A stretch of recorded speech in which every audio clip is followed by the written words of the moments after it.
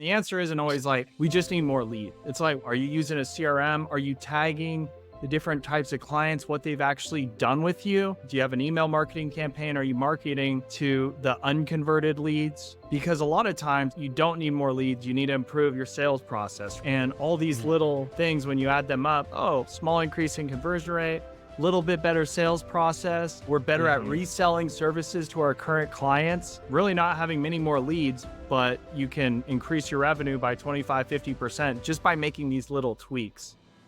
You were talking about getting out of the first stage of your business into the second stage. So what did you kind of mean by that? Mhm. Yeah. So, and I stole this from a couple of different people. There's a book on this called Ready, Fire, Aim, and I've heard of that. Alex Hormozy, he's Of awesome course. marketing salesperson, operator. But basically, there's different stages in the business. So, really, what it is like the amount of people that you have. So, it's like you can only realistically talk to or manage 7 people at a time.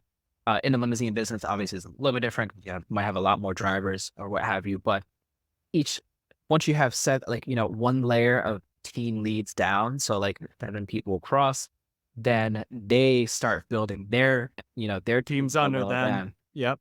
Exactly. And it typically correlates with certain revenue numbers. I think for the limousine business, it might even be easier to kind of break it down a little bit more, but like 0 to 100,000 per year, that's your kind of like single car operator. And at that point for you, the biggest thing is knowledge and getting sales. Like, just you guys just Yep. learn because you just have no idea what to do. You need to, feed your brain, talk to anybody you can talk to, just try to get as much knowledge as possible.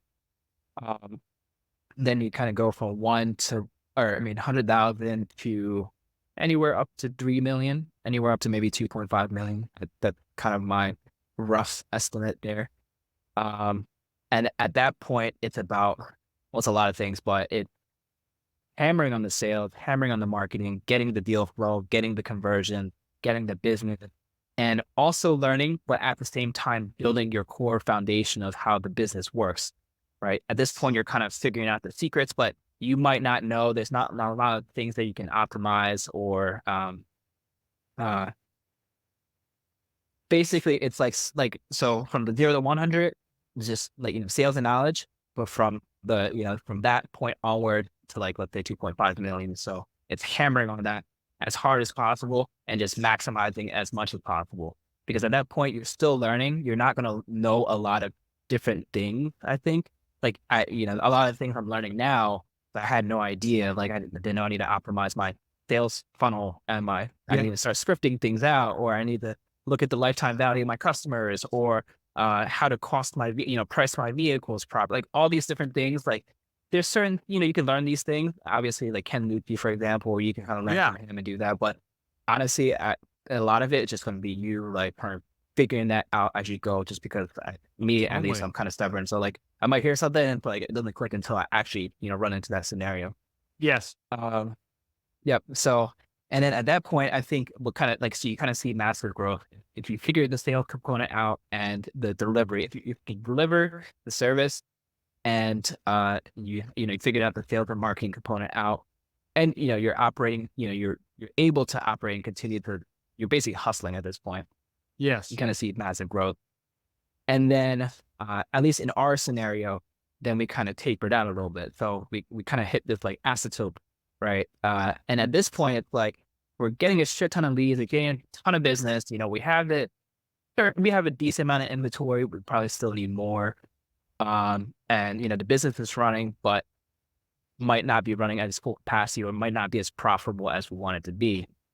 So that's this point, and this is kind of how I kind of describe it, where we're at is now we need to take what we're currently doing and basically completely break the model again and change the way that the business is operating and finding different things that we might be doing well and the things that we're doing really bad. And then figuring out the highest leverage activities that we can pull on to then continue that growth. Um, so So do you mean like, as far as what vehicles are the most profitable for us? Because I'm sure you guys have some that, are just far more profitable, even if that you have some vehicles that bring in a ton of revenue, but maybe the margins are lower. Is that kind of what you mean? What do you mean by breaking apart when you said that exactly? Mhm.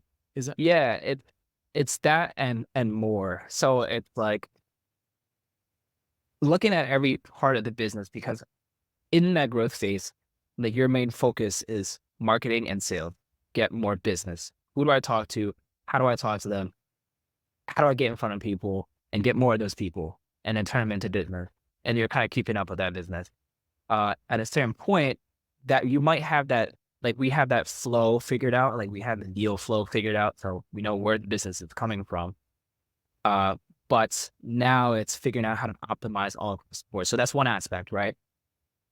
What's the best pricing for our vehicles? Which vehicles should we buy more of?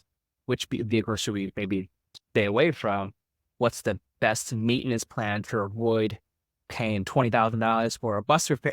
Like all these different things. So all that's these the little vehicle micro side. optimizations essentially? Micro, yeah. And then also looking at the business overall. So because again, it's kind of we for the second stage or like the next stage is uh taking what you're doing, making it better, and then continuing to innovate the way that the business operates. For us, at least, that might be different for other people, but what is the doing all those little things because that's how we continue to stay in business. Like those are just things that have to be done.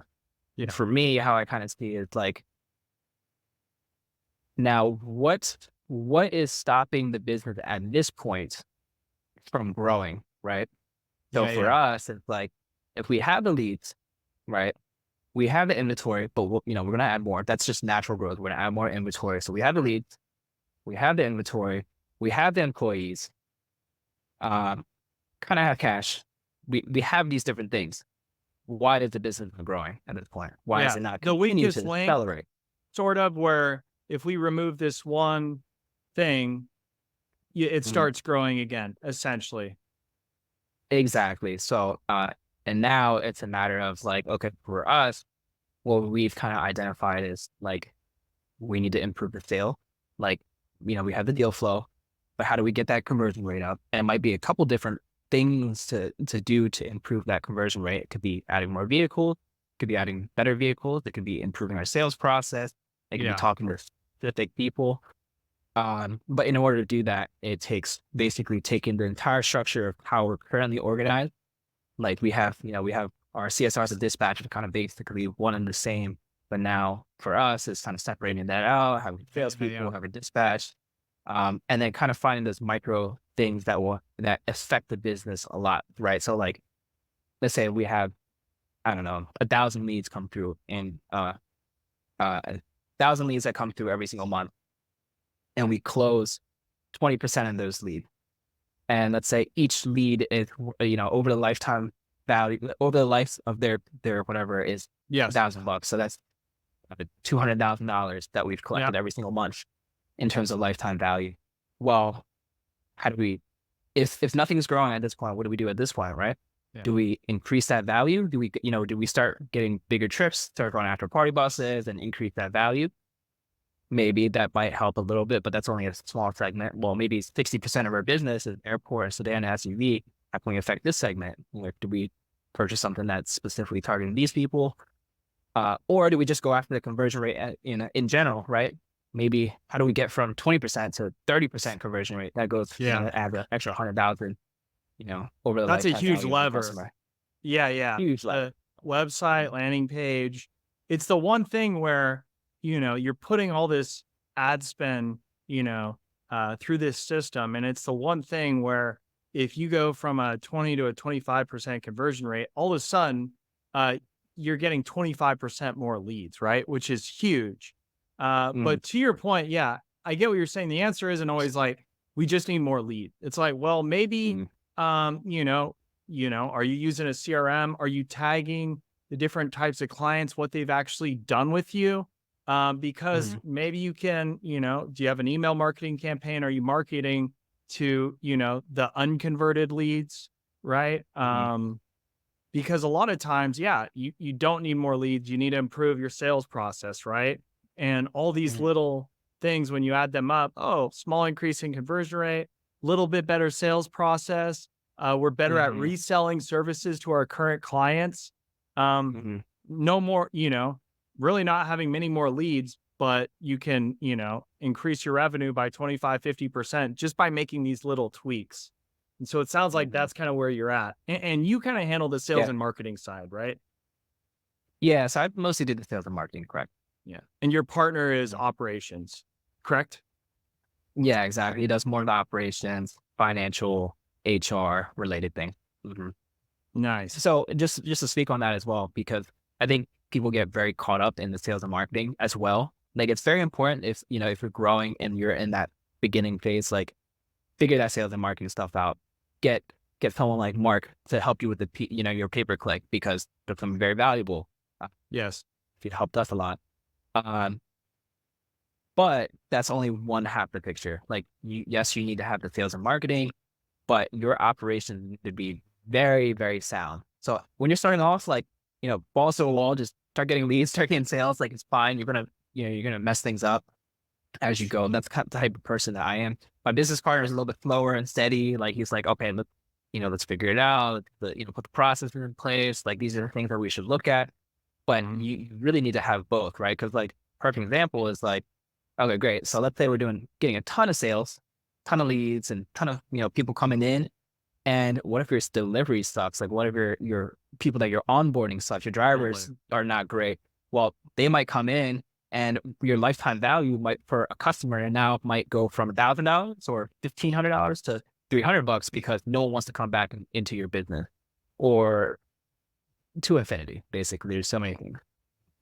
Yeah. So yeah, lifetime client value is highly reliant on operations, right? And that can Mhm. almost drive, yeah, more revenue, making sure Mhm. that that's really tied and you are making sure everyone has a good experience.